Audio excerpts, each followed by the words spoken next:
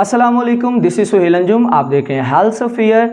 इस वीडियो में हम एक बहुत इंपॉर्टेंट टॉपिक डिस्कस करने वाले हैं, दैट इज कार्डियोवैस्कुलर डिसऑर्डर्स, जो कि दिल या खून की नालियों के मुतल्लिका मसाइल या बीमारियां हैं। और इसमें हमारा मेन फोकस जो है वो हार्ट अटैक के ऊपर होगा। और हम वीडियो में ये बात करेंगे कि हार्ट अटैक होता क्या है, वो कौन सी ऐसी वजूहात हैं जो हार्ट अटैक का बायस बनती हैं, किस तरह से हम इस प्रॉब्लम को अवॉइड कर सकते हैं, किस तरह से बचा जा सकता है। और साथ ही साथ हम ये भी डिस्कस करेंगे कि वो कौन सी अलामात हैं जिससे पता चलता है कि ये हार्ट अटैक है, और किस तरह से अगर कोई पेशेंट जो है वो इसको फेस कर रहा है तो हम उसको फर्स्ट एड प्रोवाइड करेंगे, यानी उसकी हेल्प कर सकते हैं। सो पहले नंबर पे हम कुछ फैक्ट्स के बारे में बात करते हैं। According to World Health Organisation 2019 के अंदर पूरी दुनिया में जितनी भी डेथ्स होती हैं उसमें से अप्रॉक्सीमेटली 32% अमवात जो हैं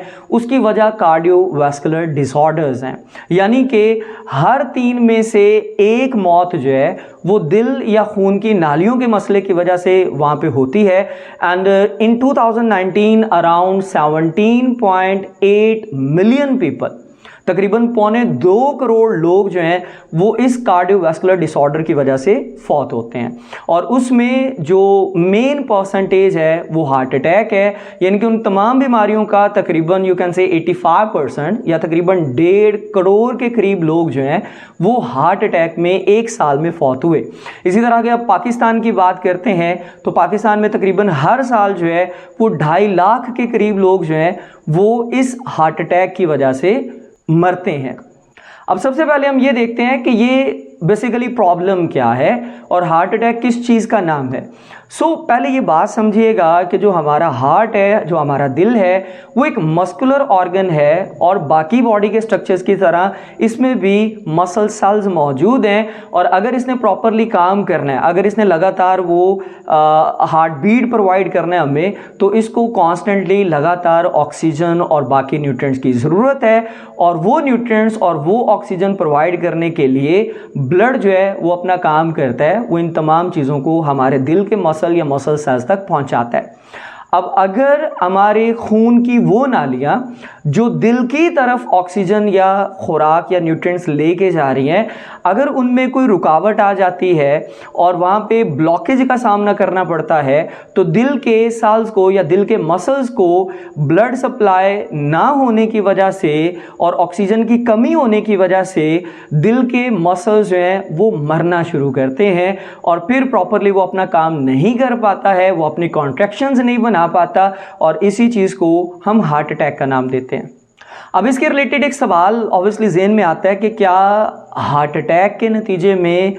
या हर हार्ट अटैक के नतीजे में मौत वाक़ई होती है। तो किसी दौर में, यानी कि आज से चंद साल पहले जब हम देखते थे, तो जो सर्वाइवल रेट था हार्ट अटैक में दैट वाज जस्ट 50%, यानी कि 50% चांसेस थे कि मरीज़ की मौत वाक़ई होती है और 50% जो है वो उसके बचने के चांसेस थे। लेकिन आज के दौर में चूँकि बेटर मेडिकल कंडीशंस हैं, अवेयरनेस है और हमारे पास ज़्यादा बेहतर वसाइल यहाँ पे अब मौजूद हैं, तो उसकी वजह से जो सर्वाइवल रेट है हार्ट अटैक के नतीजे में वो बढ़ के 90% तक पहुंच चुका है। तो इसका मतलब ये हुआ कि अगर कोई हार्ट अटैक सफ़र कर रहा है या अगर किसी को अल्लाह ना करे दिल का दौरा पड़ता है, तो देयर आर 90% चांसेस कि वो सर्वाइव कर जाता है। और ऑब्वियसली उसका सर्वाइवल जो है वो मुख्तलिफ और फैक्टर्स पे डिपेंड करता है। उसकी एज क्या है, उसका फिजिकल कंडीशन क्या है, और उसके जो कार्डियोवैस्कुलर प्रॉब्लम है उसका नौयत क्या है, उसका लेवल क्या है, ये सारी चीज़ें उसके सर्वाइवल को डिटर्मिन करती हैं या उसका तयन करती हैं। अब सबसे पहले हम उन फैक्टर्स की बात करते हैं या उन वजूहात की बात करते हैं जो हार्ट अटैक का बायस बनती हैं। हमारे पास कुछ मेजर चीज़ें आती हैं जिनको बारी बारी यहाँ पे हम डिस्कस करते हैं। तो सबसे पहले diet, the first of all हमारी खुराक है जो हार्ट अटैक या कार्डियोवैस्कुलर बीमारियों की वजह बन सकती है। अगर आप ऐसा खाना खाते हैं जो कि बहुत ज़्यादा ऑयली है, बहुत ज़्यादा यू कैन से स्पाइसी है, और अगर बाज़ारी खाना खाने के हम आदी हैं, फास्ट फूड के हम आदी हैं, तो हमें इसी से बचना चाहिए, क्योंकि ये वो डाइट्स हैं, ये वो खुराक है जो कि या तो हमारे ब्लड प्रेशर को बढ़ाने का काम करती हैं, या ये हमारे ब्लड ग्लूकोज कंसंट्रेशन को बढ़ाने का काम करती हैं, या फिर हमारे ब्लड के अंदर जो लिपिड या कोलेस्ट्रॉल का लेवल है ये ग़िज़ाएं जो है वो उसको इंक्रीज करती हैं, and that can lead to heart attack और that can lead to cardiovascular disorder. इसी तरह से जो दूसरे नंबर पे मेजर फैक्टर काम करता है हार्ट अटैक के अंदर, दैट इज़ ओबेसिटी, वो है मोटापा। तो एक मोटा बंदा जो है उसको कार्डियोवैस्कुलर डिसऑर्डर्स, हाइपरटेंशन यानी कि जिसको हम हाई ब्लड प्रेशर कहते हैं, डायबिटीज़, इस तरह की बीमारियों का खतरा जो है वो एक नॉर्मल बॉडी वेट वाले पर्सन से ज़्यादा होता है। तीसरे नंबर पे एक और फैक्टर यहाँ पे हम डिस्कस करते हैं, and that is smoking. Cigarette smoke एक ऐसी चीज़ है जिसमें बहुत ज़्यादा खतरनाक किस्म के केमिकल्स मौजूद हैं। इसमें कुछ केमिकल्स जो हैं वो कैंसर कॉजिंग भी हैं, लेकिन साथ ही साथ यहाँ पे कुछ ऐसे केमिकल्स भी मौजूद हैं जो हमारे ब्लड को गाढ़ा करते हैं, यानी कि ब्लड थिकनिंग का काम करते हैं। और ब्लड थिकनिंग की वजह से अब ब्लड के अंदर क्लॉट भरना या यू कैन से कि ब्लड का ब्लॉक होना मुख्तलिफ नालियों के अंदर, ये चांसेस जो हैं वो बढ़ जाते हैं। And finally we will discuss alcohol. अगर अल्कोहल कंजप्शन जो है वो एक लेवल से ज़्यादा बढ़ती है तो ये कॉज करता है हाइपरटेंशन को, और हाइपरटेंशन भी एक लीडिंग कॉज है हार्ट अटैक के लिए। अब अगर इस कंडीशन से बचना चाहते हैं तो ऑब्वियसली इन्हीं चीज़ों के ऊपर काम करना पड़ेगा जो अभी हमने फैक्टर्स के बारे में बात की। फॉर एग्जांपल अपनी डाइट को बेहतर करें, डाइट पे ध्यान दें, आप बहुत ज़्यादा स्पाइसी, नमकीन और इसी तरह से तली हुई चीज़ें जो हैं वो इस्तेमाल नहीं करें, फैटी फूड कम से कम इस्तेमाल करें अगर आपको ये प्रॉब्लम है तो। इसी तरह से स्मोकिंग और अल्कोहल को अवॉइड करें, और सबसे बड़ी बात यह है कि अपनी जो फिज़िकल आपका लाइफस्टाइल है उसको बेहतर बनाएं। आप अपनी लाइफ के अंदर एक्सरसाइज को, और इसी तरह से मॉर्निंग वॉक है और इसी तरह से जॉगिंग है, ये हेल्दी एक्टिविटीज़ जो हैं वो आपकी लाइफ में शामिल होनी चाहिए। आगे जब हम बढ़ते हैं तो हम सिम्टम्स के हवाले से बात करते हैं कि हार्ट अटैक से पहले अगर हम बात करें तो there are no pre symptoms, यानी कि ये बता के नहीं आता है, और इसका जो पहला सिम्टम होता है वो बजाते खुद हार्ट अटैक ही है, यानी कि उसी वक्त पता चलता है कि जब ये हार्ट अटैक जो है वो किसी पेशेंट को हो रहा होता है। देयर आर सेवरल सिम्टम्स जिससे हमें ये पता चलता है कि ये कंडीशन हार्ट अटैक है, और उसके लिए हमारे पास कुछ निशानियां हैं। फॉर एग्जांपल सबसे पहले तो अगर चेस्ट के दरमियान में कोई अनकंफर्टेबल सा फीलिंग महसूस हो रहा है या सवियर किस्म का पेन है, और वो पेन जो है वो रेडिएट करता है, वो आगे की तरफ बढ़ता है, फॉर एग्जांपल आर्म्स की तरफ, ख़ास तौर पे लेफ़्ट शोल्डर की तरफ, लेफ़्ट जॉ की तरफ, इसी तरह से एल्बोज़ की तरफ, और इसी तरह से कमर की तरफ अगर वो दर्द बहुत तेज़ी से बढ़ता है और वो सवियर किस्म का पेन है तो चांसेस हैं कि दिस इज़ हार्ट अटैक। और इसी तरह से कुछ सेकेंडरी सिम्टम्स हैं, फॉर एग्जाम्पल अगर वाकई हार्ट अटैक है तो वहाँ पर हमें कुछ दूसरी अलामात देखने को मिलती हैं, जिसमें एक चीज़ जो है वो ये है कि सांस लेने में उस पेशेंट को दुश्वारी का सामना करना पड़ सकता है। इसी तरह से उसको मतली या वॉमिटिंग हो सकती है, और इसी तरह से वो फेंट हो सकता है, यानी कि उसको गनूदगी या यू कैन से एक बेहोशी जैसी हालत में वो जा सकता है। फिर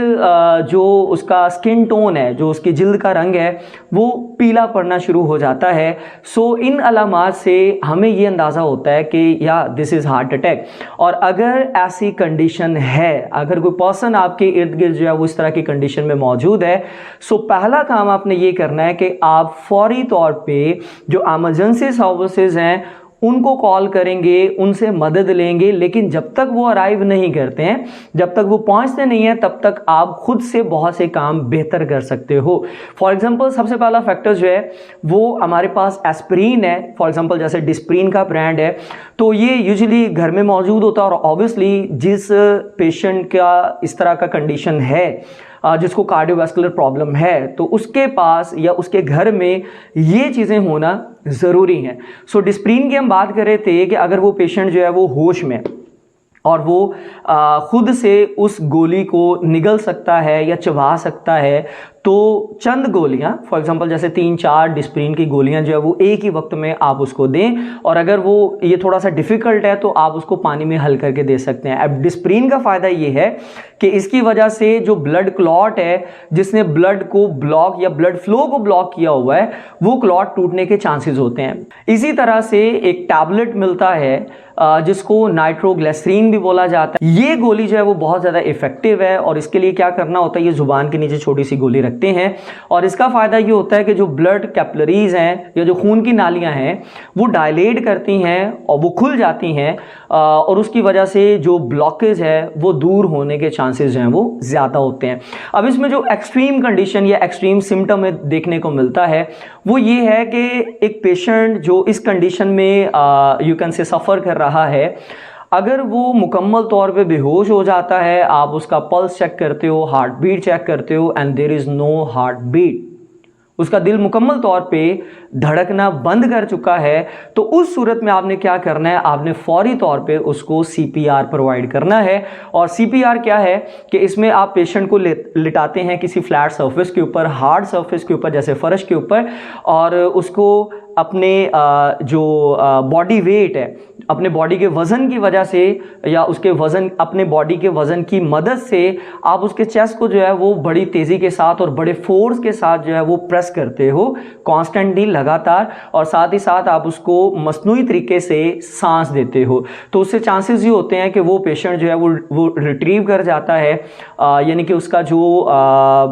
हार्ट बीट है वो दोबारा फिर से चलना शुरू हो सकता है। और इस दौरान अगर वो रेस्क्यू या जो इमरजेंसी सर्विसेज अगर आपको मिल जाती हैं तो फौरी तौर पे आप उस पेशेंट को हॉस्पिटल रेफर करेंगे। So that was all about brief discussion about heart attack. उम्मीद है कि वीडियो आपके लिए इंफॉर्मेटिव रहा होगा। अगर आपको इसमें इंफॉर्मेशन वाकई मिला है तो वीडियो को लाइक कर दीजिए, चैनल को सब्सक्राइब कीजिए और अपने फ्रेंड एंड फैमिली के साथ शेयर कीजिए। हम मिलेंगे इसी तरह से एक और इंटरेस्टिंग टॉपिक के साथ। अपना और अपने चाहने वालों का ख्याल रखिए। अल्लाह हाफिज़।